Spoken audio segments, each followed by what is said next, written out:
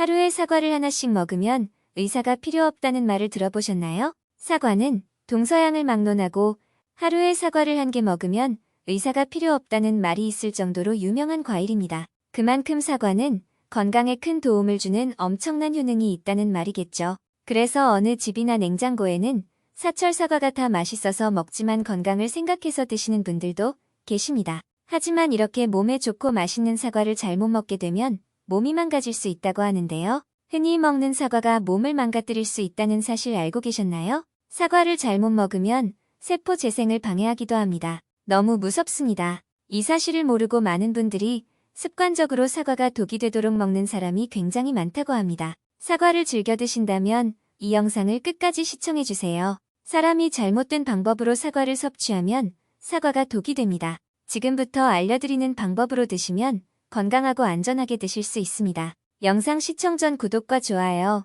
알림 설정 부탁드립니다. 사과를 건강하게 먹는 첫 번째 방법은 사과의 코팅제를 제거하고 먹는 것입니다. 마트에서 파는 사과 중에 매끄럽고 반짝거리는 사과가 많은데요. 겉면이 진짜 매끄러운 경우가 드물게 있지만 보통은 맛있어 보이도록 인공화학 물질인 유동 파라핀을 발라 코팅을 합니다. 파라핀이 인체에 흡수될 경우 체내에서 소화 흡수되지 않아 복통과 설사를 일으킬 수도 있고 비타민 A, D, E 등의 지용성 비타민의 흡수를 감소시킨다고 합니다. 사과의 껍질에 있는 수많은 효능 때문에 껍질째 드시는 분들이 많으신데요. 대충 씻고 먹게 되면 파라핀 성분을 그대로 섭취하게 되는 거죠. 코팅제는 지용성 성분이라 물로 깨끗이 씻는다고 해도 40%에서 55% 정도만 제거가 되기 때문에 노인분들이나 소화기가 약한 분들은 껍질을 깎아 먹거나 아예 처음에 구매할 때에 코팅이 되어 있지 않은 거친 사과를 선택하는 것이 좋습니다. 두 번째로 먼저 화분증이라고 하는 꽃가루 알레르기가 있는 사람들은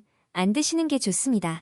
그 이유는 이렇습니다. 과일이나 채소 식물성 식품과 꽃가루 항원이 교차 반응을 일으켜 발생하는 꽃가루 식품 알레르기 증후군이 생길 수 있습니다. 국내 화분증 환자에게 꽃가루 식품 알레르기 증후군을 가장 많이 일으키는 3대 식품이 있었습니다. 첫 번째는 복숭아를 먹었을 때 48.5%, 두 번째가 사과입니다. 가장 흔한 증상으로 피부 증상이 43%, 호흡기 증상이 20%, 심혈관 증상이 3.7%, 신경 증상이 4.8% 순이었습니다. 다른 건 몰라도 사과가 이럴 수도 있다는 게 놀랍습니다. 세 번째는 많은 사람들이 잘못된 식으로 사과를 먹고 독을 키우고 있습니다. 여러분 갈변된 사과를 먹어보신 적 있으신가요? 저는 갈변된 사과를 많이 먹었습니다. 주로 식구들이 먹다 남은 게 보이면 그냥 생각 없이 먹었죠. 맛이나 식감에 큰 차이가 없으니 그냥 먹었던 거였습니다. 그런데 이게 굉장히 위험한 사과 섭취 방법입니다. 왜냐하면 갈변된 부분을 먹게 되면 체내에서 활성산소가 생성되기 때문입니다. 활성산소는 성인병을 비롯해 노화와 원인이 되는 유해물질입니다. 활성산소는 몸속의 효소를 파괴하기 때문에 활력이 부족해져 쉽게 지치고 식욕이 떨어지게 하는 유해물질입니다. 이를 방지하기 위해 항산화 효과가 있는 비타민C까지 챙겨가며 활성산소를 방지하는데 갈변된 사과를 먹으면 이 위험한 활성산소가 생성된다는 것입니다. 갈변된 사과를 먹게 되면 몸에서 활성산소가 생성되는데요. 활성산소는 호흡을 통해 얻게 되는 산소와 달리 불안정한 산소입니다. 활성산소는 체내에서 살균 작용을 도와주는 역할을 하지만 많아지게 되면 암과 노화의 주범이 되는 독성 물질입니다.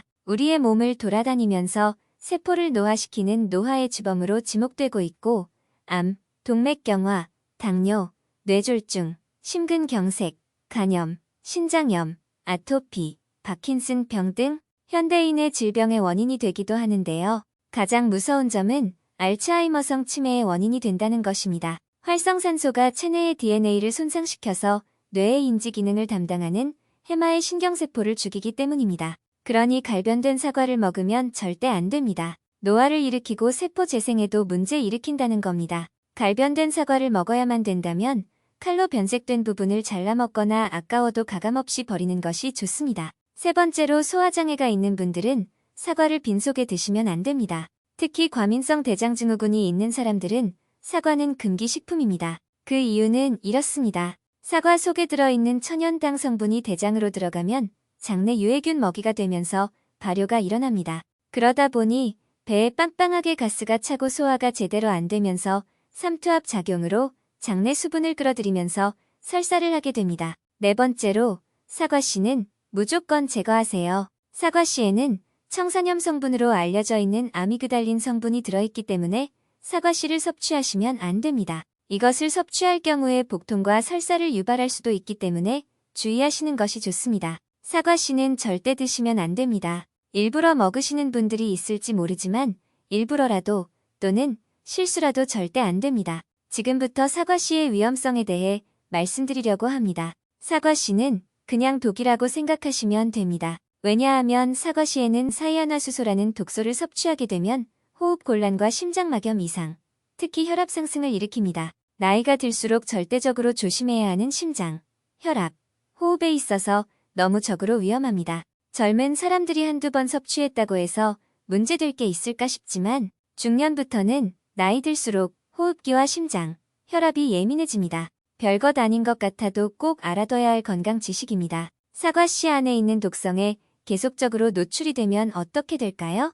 두통, 불안, 구토 등이 나타나면서 호흡기와 혈압 상승, 심장 박동 이상 등 문제가 생기니 반드시 주의해야 합니다. 물론 한꺼번에 사이아나수소에 노출되도록 다량의 사과씨를 먹는 일은 없겠지만 안전을 위해서는 무조건 사과씨를 제거하고 먹어야 한다는 것 잊지 말아야 합니다. 사과는 우리에게 참 많은 도움을 주면서도 반드시 주의해서 먹어야 하는 문제가 많이 있습니다. 다섯 번째로 저녁엔 사과를 먹지 않는 것입니다. 아침에 먹는 사과를 금사과, 저녁에 먹는 사과를 독사과라고 하는 말이 있듯이 아침에 일어나서 먹는 사과는 유기산 성분이 위액 분비를 촉진시키고 소화, 흡수를 잘 되게 하여 아침에 활기를 줍니다. 그래서 아침에 먹는 사과를 금사과라고 부르는 거죠. 밤에 먹는 사과를 독사과라고 부르는 이유는 밤에 사과를 먹으면 과다한 섬유질로 인해 장을 자극하여 해 위의 분비를 촉진시키고 예민한 사람들은 속이 쓰리거나 속이 불편해 잠을 설치게 되는 경우가 있기 때문입니다.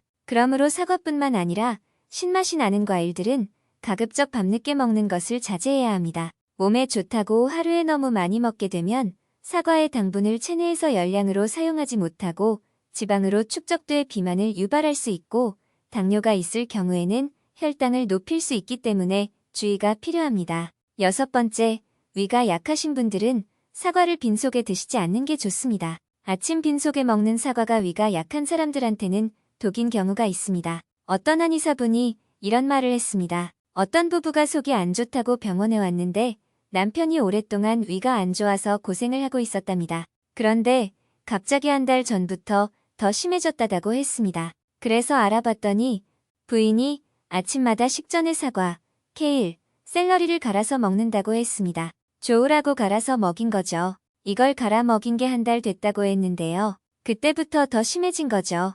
그래서 그 의사는 사과는 빼고 갈아 먹여라, 사과 때문이다라고 했습니다. 그 환자는 사과를 빼고 나머지만 먹이면서 위장병에서 해방되었다고 합니다. 한의사 말은 사과가 몸에 맞지 않는 체질은 사과를 먹으면 신물이 올라오고 속이 쓰리고 소화도 안 된다고 했습니다. 더구나 이렇게 위가 안 좋은 사람들이 빈속에 사과를 먹거나 또 건강을 위해 규칙적으로 꾸준히 사과를 먹고 있다면 건강을 위해 먹은 게 아니라 독을 먹은 거나 다름없다고 했습니다. 그래서 사과는 체질에 맞고 위가 건강해야 보약이 되는 것이지 체질에 안 맞고 위가 안 좋은 사람이 빈속에 먹으면 독이 된다는 겁니다. 마지막으로 사과 표면에 묻어있는 농약을 제거하고 드시는 게 좋습니다. 최대한 건강하고 깨끗한 사과를 드시는 게 당연히 좋겠죠. 사실 사과의 효능을 100% 드시기 위해선 껍질까지 드셔야 됩니다. 그러기 위해서 건강에 도움이 되지 않는 작은 부분까지 해결하면 좋겠죠. 사과 껍질에는 각종 영양소가 있어 건강 효과에 탁월하다는 것은 널리 알려진 사실입니다. 그렇다면 농약을 제외하고 껍질에 있는 영양소를 흡수하는 방법은 무엇일까요? 껍질까지 섭취하려고 과일 세척을 꼼꼼히 해야 합니다. 스펀지로 표면에 싹싹 문질러 닦아야 하는데 반드시 미지근한 물을 흐르게 해두고 닦아줘야 합니다. 그렇게 꼼꼼하게 세척한 후에는 반드시 소금물에 담가둡니다. 그렇게 되면 잔류농약 성분을 깨끗이 제거할 수 있습니다. 요즘 사용하는 농약은 마지막으로 농약을 살포한 지 15일에서 25일 지나면 농약이 자연 분해돼서 크게 문제가 되지 않는다고 하지만 이건 모든 사과에 적용되는 일반적인 사항은 아닙니다. 모든 사과에게 적용되는 사실은 사과 표면에 농약이 묻혀진 채로 유통된다는 것입니다.